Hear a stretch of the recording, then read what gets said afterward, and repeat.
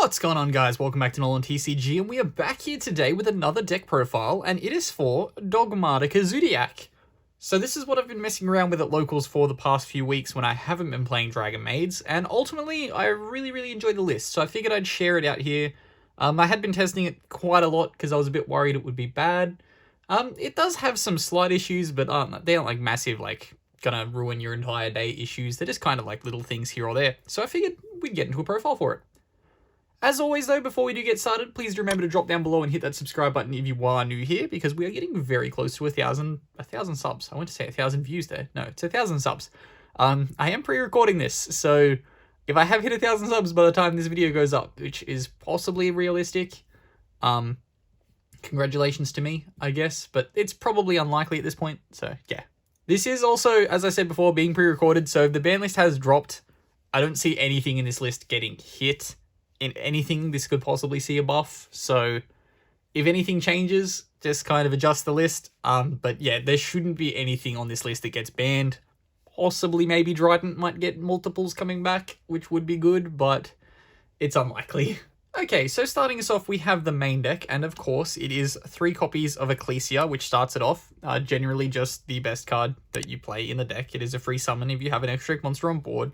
Gets you that search. I'm sure everyone knows what Ecclesia does at this point. This card is always great. We do play 3 copies of Fleur-de-Lis, simply because it is a negation that we want to see every turn.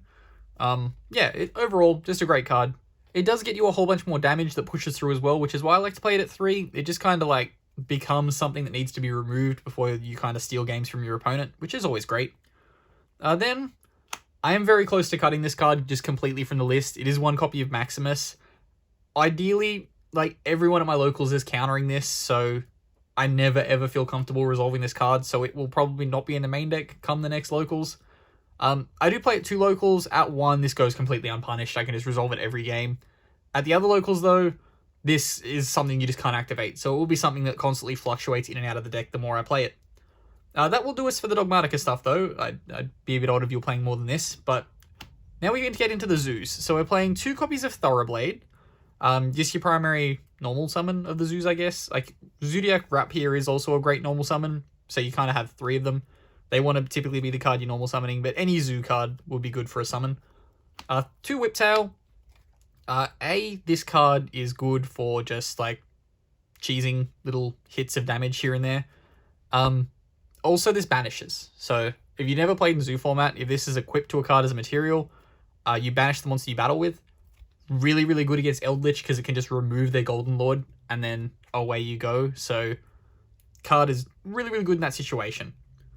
Then 2 copies of Ram. When you pop it, it's a reborn. Allows you to get into some more intricate combos in the deck like the Megaclops combo, and spoilers, there's a Dragoon combo that we do play in this list as well. So yeah, overall, card's just really good for that. You kind of need to play it at 2. It is even possibly like a good 3 to start summoning. Overall, just a great card. 1 copy of Rat.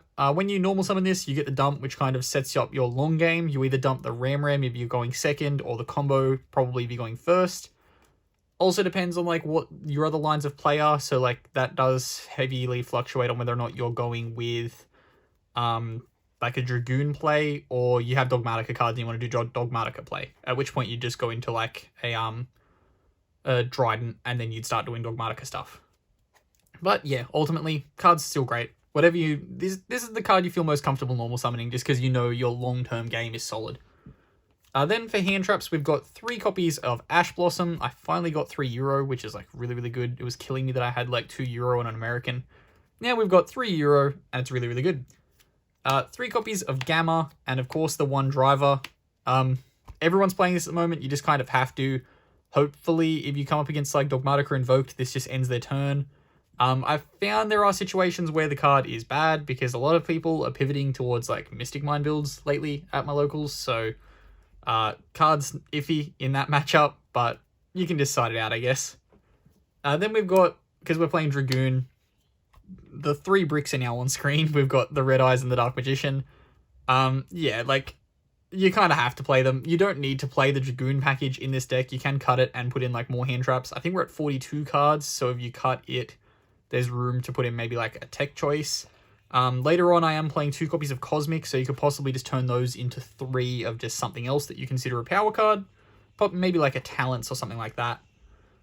3 copies of Nadir Servant start off our spell cards, just your primary Send and Search. Card is really, really broken. Another card that's broken is Barrage. I really, really love playing Barrage. The fact that it's at 1 now is a bit annoying. They could have just kept it at 3, Dryden at 1. It wouldn't really made too much of a difference. If this does come back to more on the ban list, definitely play more of this. 3 copies of Tenki is next up. Because it gets you your primary normal summon, it's great.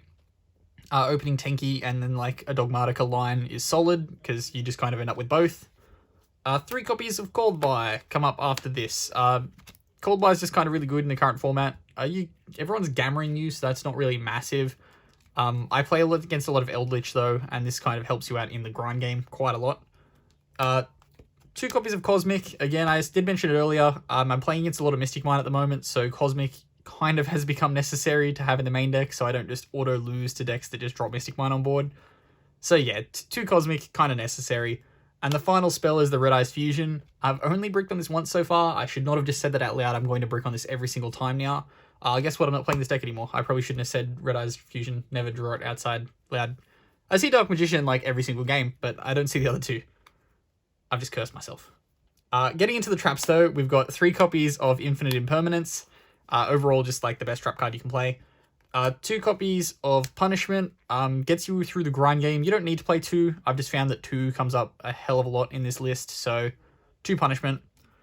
Then 1 copy of Combo, just because it can reset your Zoodiac lineup. Okay, so next off we have the extra deck. So, as always, the crown jewel of it is Zoodiac Trident. Card is insane. I wish it was at more, but ultimately we just get 1 of it. I don't see them bringing back Broad Bull on the ban list, but if they do, insane, put it into the list. But yeah, I don't see that happening. 2 copies of Charcanine, follow it up. This just gets you through your combo in terms of like Dragoon. I found a lot if you get to... So if you present this on board with a card to Reborn back and you activate it, your opponent has to answer this card. If they negate this, you just slap down a Trident and then that's your play. If they don't negate this, you then have free choice of either doing the Megaclops play where you overlay Trident and pop Ram, or you have the option of just going into a Dragoon right then and there. So the Charcanine definitely does like demand an answer when it hits board. If your opponent doesn't answer it, you just kind of open up a whole bunch of plays. Then we've got 2 copies of Tiger Mortar, follow that up. Just your equip back from grave, really, really good. They're very needed for the Megaclops combo. Then we have 1 copy of Hammer Kong, wrapping that up. Hammer Kong can switch to like a Borbo if you want to be playing Borbo. There is just like the combo you can do that protects your Trident from targeting with the Hammer Kong, so Hammer Kong just kind of stays in here. For the links, we have 1 Verte Anaconda and 1 Megaclops. These are your 2 lines of play if you're comboing off with your Zoodiacs, kind of in terms of summoning them all onto the field in spam. You go with the Megaclops to steal, equip to your Trident, or you just Verte into Dragoon, obviously. Then for the Synchros, we've got 1 Omega and 1 Wind Pegasus Ad Ignista. Just good cards for Dogmatika plays. You can use this to get back your Trident, which is really, really good. And then this is just a slow Entis. Then we've got 1 Dragoon, of course. Dragoon for the Dragoon package. Then we've got 2 copies of Titanclad the Ash Dragon.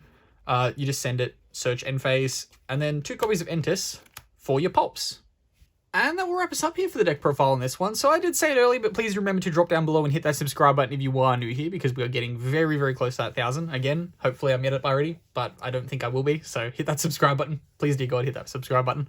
And yeah, I've been Ben from NolanTCG, and have a good afternoon, everybody.